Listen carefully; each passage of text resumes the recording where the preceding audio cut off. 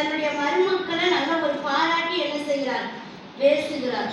இந்த குணம் எவ்வளவு ஒரு நல்ல குணம். என்ன நேரத்துல நீங்க வந்தீங்களோ என் 2 பிள்ளைகளும் என்ன ஆயிட்டாங்க, செத்து போயிட்டாங்க. என் கணவர் என்ன ஆயிட்டாங்க. அந்த மாதிரி அவர்களுடைய மனதை புண்படுத்தும்படியாக நகோமி பேசாமல், மரித்தவர்களுக்கும் எனக்கும் நீங்கள் என்ன செய்தீர்கள், தயை செய்தீர்கள்.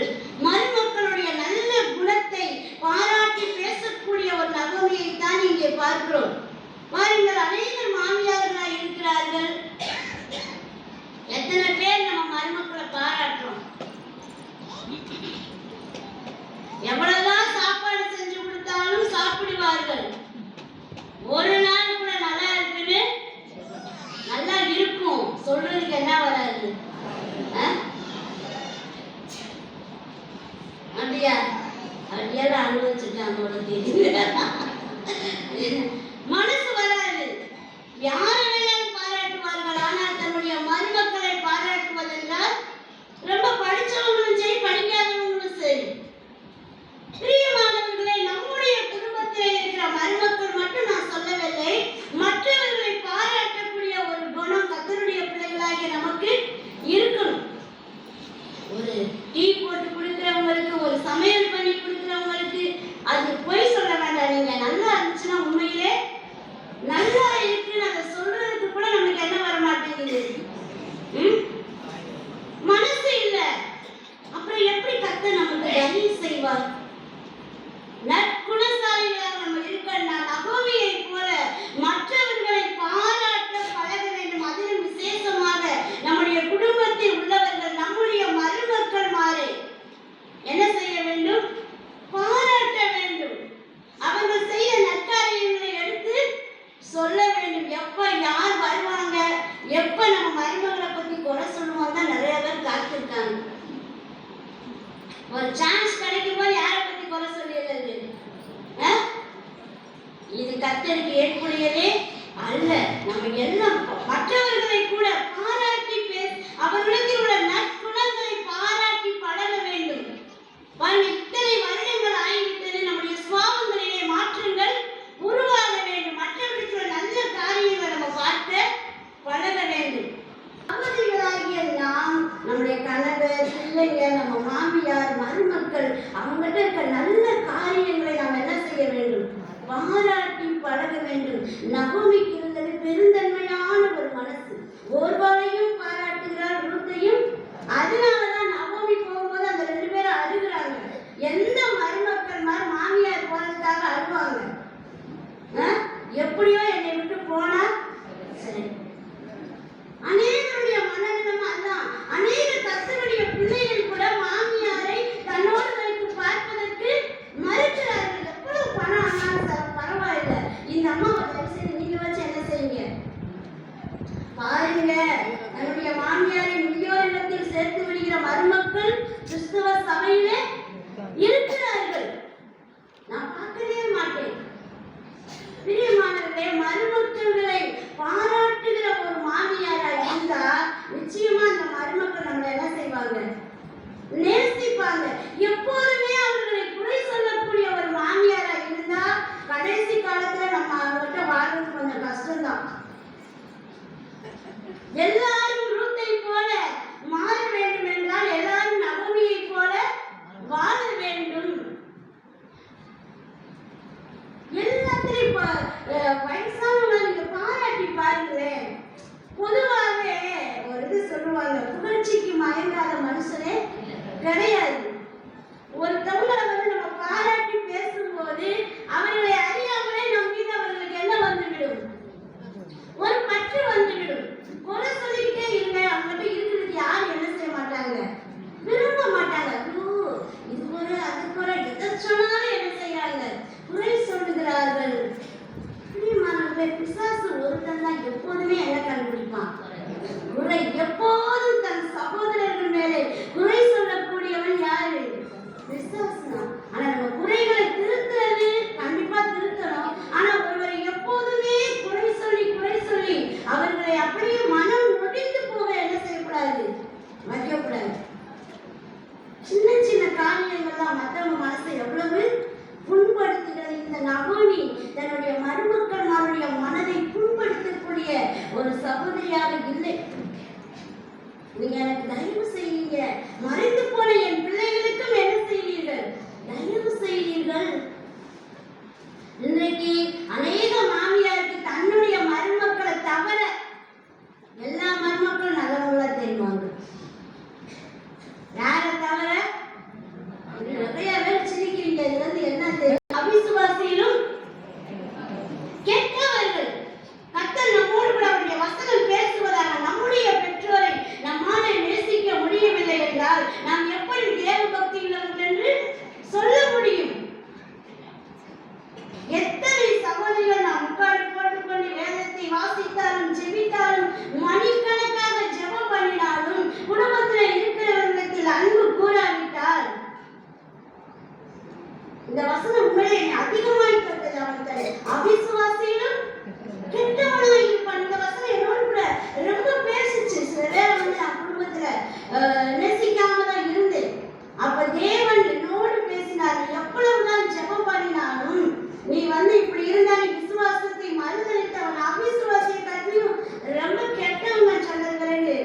நானாகவே வலி அவர்களை என்ன செய்ய ஆரம்பித்தேன், நேசிக்க ஆரம்பித்தேன். பிரியமானவர்களே, கிறிஸ்தவம் இல்லாத கிறிஸ்தவ வாழ்க்கை. அன்பு இல்லை, நமக்கு மன்னிப்பு இல்லை, குடும்பத்தில் உள்ளவங்களை நேசிக்கக்கூடிய விசாரிக்கக்கூடிய ஒரு அந்த தன்மை இல்லாத ஒரு வாழ்க்கை உண்மையில ஒரு கிறிஸ்தவ வாழ்க்கையா இருக்குமா? ஸ்திரீயானவருக்கு முதலாவது ஊழியமே எங்கதான்? குடும்பத்துல. புத்தியுள்ள ஸ்திரீ தன் வீட்டை கட்டுகிறார். வெளியில போய் நம்ம பிரசங்கம் பண்ண வேண்டாம், தெருவா நோட்டீஸ் கொடுக்க வேண்டாம், கொடுக்கணும். ஆனால் அதை விட பெரியது நம் குடும்பத்தில் உள்ளவர்களை விசாரிக்க வேண்டும். அவர்கள் யாரா இருந்தாலும். நம்முடைய மாமியார் வயது சென்றவர்களா இருக்கலாம், அவர்களை விசாரிக்க வேண்டும். நம்ம சில பேர் பாருங்க, மருமக என்னதான் முடியாம இருந்தாலும் சரி, அவ செய்ய வேண்டிய வேலை என்ன செய்யணும். ஏன் இப்படி சோர்வா இருக்காங்க, இவங்களுக்கு உடம்புக்கு என்ன ஆச்சுன்னு விசாரிக்கக்கூடிய அந்த மனசு வராது. அப்படி எப்படி அவங்க நம்மளை நேசிப்பாங்க? நம்ம என்ன செய்கிறோமோ அதுதான் நமக்கு திருப்பி செய்யப்படும். ஒரு நல்ல மாமியாராய் மருமகளிடம் நடந்து கொண்டால் நிச்சயமாக முதிர் வயதிலே நமக்கு ஆறுதல் ஆதரவு என்ன செய்யும்? கிடைக்குங்க. அவங்க மூலமா கிடைக்காட்டி கூட கர்த்தர் யார் மூலமாக செய்வார். அதைத்தான் இந்த செய்தியின் இறுதியிலே நாம் சிந்திக்க போகிறோம். பாராட்ட பழக வேண்டும். ஒருத்தரிடத்தில் உள்ள நல்ல காரியங்களை பார்க்க வேண்டும். சிலரை பத்தி குறை சொல்லும் போது எனக்கும் மனசு கஷ்டமா இருக்கும். ஆண்டவரே, இவங்க கூட என்ன செய்யக்கூடாது, பேசவே கூடாது. ஏன்னா ஏன் இப்படி குறைகளாக சொல்றாங்க? அவங்ககிட்ட எவ்வளவு நிறைகள் இருக்குதே. நம்ம சபையில உடன் சகோதரிகள்கிட்ட இருக்கிற நிறைகளை நாம் ஏன் பார்க்க கூடாது? நல்ல வாழ்க்கையை நான் என்ன செய்ய முடியாது, அமைத்து கொடுக்க முடியாது. நபவி பொய்யான வாக்குறுதிகளை என்ன செய்யவில்லை, கொடுக்கவில்லை. அதுதான் நபவியுடைய ரொம்ப நல்ல குணம். உள்ளத உள்ளபடி என்ன செய்யறான் சொல்றான். நீங்க என் கூட வந்தாலும் அங்க ஒண்ணுமே இல்லை. நான் ஒரு கணவருக்கு வாழ்க்கைப்பட்டு பிள்ளைகளை பெற்றால் கூட உங்களுக்கு திருமணம் பண்ணி வைக்க முடியாது. என் மக்களே, நீங்கள் திரும்பி போய்விடுங்கள். என்னைக்குமே கர்த்தருடைய பிள்ளைகள் பொய்யான வாக்குறுதி என்ன செய்யக்கூடாது, கொடுக்கவே கூடாது. சுவிசேஷம் சொல்லும் போது கூட நீங்க ஆண்டவர்கிட்ட வாங்க, உங்க கடன் பிரச்சனை சுத்தமா ஆயிடும்.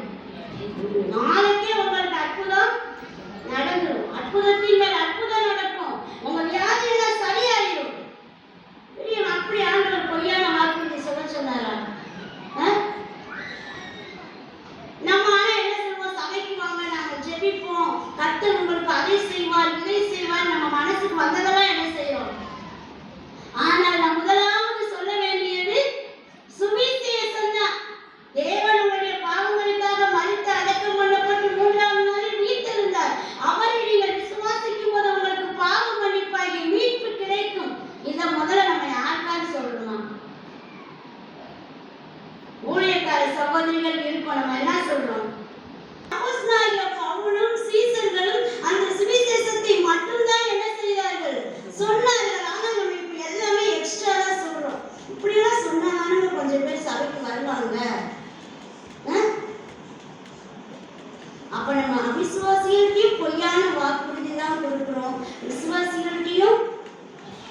பொய்யான வாக்குறுதி. ஆனால் இங்கே நகோமியுடைய உண்மை தன்மையை பாருங்கள். அவன் உள்ளதை உள்ளபடி சொல்றா, நீங்க வர வேண்டாம், உங்களை எல்லாம் என்ன செய்ய முடியாது, வாழ வைக்க முடியாது, நீங்கள் திரும்பி போங்கள்.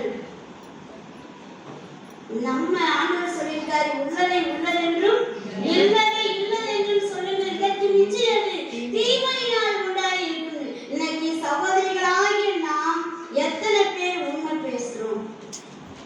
சில பேர் தேவனுக்காக கூட பொய் சாட்சி சொல்லுவாங்க, கர்த்தர் செய்யாதத செஞ்சாருன்னு சொல்லுவாங்க. ஆனா பவுல் சொல்றாரு, தேவனுக்காக நீங்க என்ன சொல்ல வேண்டாம், பொய் சாட்சி சொல்ல வேண்டாம்.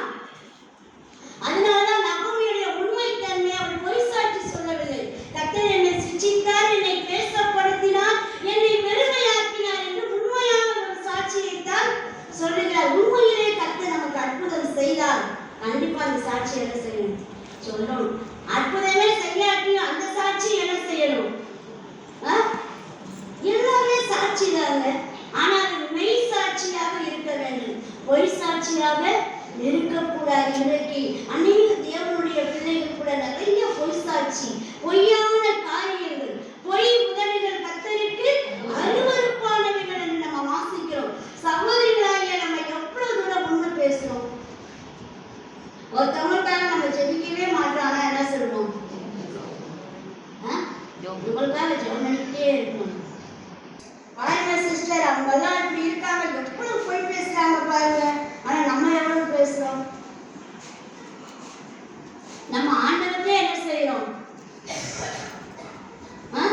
சில சகோதரிகள் வந்து ஜெபம் பண்ணுவாங்க, ஆண்டவரே நான் தூசியிலும் தூசி, எனக்கு ஆச்சரியமா தான் இருக்கும், இப்படி எல்லாம் ஜெபம் பண்றாங்க. ரொம்ப ஆண்டவரே, நாங்கெல்லாம் ரொம்ப தூசி ஆண்டவரே, ஒண்ணுக்குமே தகுதி இல்லாதவங்க ஆண்டவரே, ரொம்ப அடிமை ஆண்டவரே. சரி, யாராச்சும் அவங்கள பேசிட்டா எவ்வளவு கோபம் வருது தெரியுமா? நீங்களே தூசியிலும் தூசி, யார் பேசினா என்ன? அப்ப அந்த பொய்யான காரியங்களை கர்த்தரிடமே என்ன செய்யறாங்க, ஜெபம் பண்றாங்க. நான் அடிமை ஆண்டவரேன்றாங்க. ஒரு அடிமைக்கு ஏனுங்க சுயாதீனம்? யாராச்சும் அவங்கள அடிமைத்தனமா ஒரு வார்த்தை பேசினா பொறுத்துக்குவாங்க, பொங்கி எழுந்துருவாங்க. ஆனா ஜெபத்துல என்ன சொல்றாங்க, அநேக ஜெபம் நான் கேட்டிருக்கேன், கேட்கும் போது எனக்கு வந்து சிரிப்பு தான் வரும். இப்படி ஆண்டவர் இப்படி எல்லாம் ஜெபம் பண்றாங்க. ஆனா இந்த சகோதரி யாரு சொல்றது என்ன செய்ய மாட்டாங்க, பொறுத்து கொள்ள மாட்டாங்க. ஆனா எப்படி ஜெபம் பண்றாங்க, ரொம்ப அடிமை ஆண்டவரே, நாங்க ஒண்ணுக்குமே லாய்க்கு இல்லை ஆண்டவரே. இப்போ ஒண்ணுக்குமே லாய்க்கு யாராவது நீ எதுக்கு லாய்க்குன்னு கேட்டா பேசாம இருப்போமா நம்ம? எவ்வளவு நமக்கு பாருங்க. அப்ப நம்முடைய உண்மை தன்மையை இந்த மத்தியான வேலையிலே நாம் ஆராய்ந்து பார்ப்போம். நம்ம ஜெபத்துல உண்மை வேணும். சகோதரிகள் எவ்வளவு அருமையா பாடினாங்க. பாடல்ல கூட நீ மட்டும் போதும், வேற எங்களுக்கு என்னது, உண்மையில வேற வேண்டாமா? பொருள்களும் அழிந்திட, பொண்ணும் வேண்டாம் புகழும் வேண்டாம், பொண்ணு வெண்மையிலே வேணாம் விட்டுருவோமா? ஆனா என்ன செய்யறோம், நம்ம பாடுகிறோம். பிரியமானவர்களே, நம்முடைய பாட்டிலே, ஜெபத்திலே, மற்றவர்களிடத்திலே பேசுகிறதிலே எல்லாவற்றிலும் தேவன் விரும்புகிறது உண்மை. உண்மையுள்ள மனுஷன் பரிபூரண ஆசீர்வாதங்களை பெறுவான். அப்ப நம்ம எவ்வளவு உண்மையா இருக்கிறோம்ன்றத நம்ம தான் என்ன செய்யணும், சிந்தித்து பார்க்கணும். ஆண்டவரே, நான் எவ்வளவு உண்மையா இருக்கேன், மற்றவர்கிட்ட எவ்வளவு உண்மை பேசுறேன், உண்மையிலே மற்றவர்களுக்காக ஜெபிக்கிறேன் என்று சொல்லுகிற நான் உண்மையிலே ஜெபிக்கிறேனா இல்ல அவங்களை திருப்திப்படுத்துறதுக்காக அப்படி சொல்லலாம்? அப்படியெல்லாம் நம்ம எல்லாருக்காகவுமே ஜெபம் பண்ணா நம்ம எவ்வளவு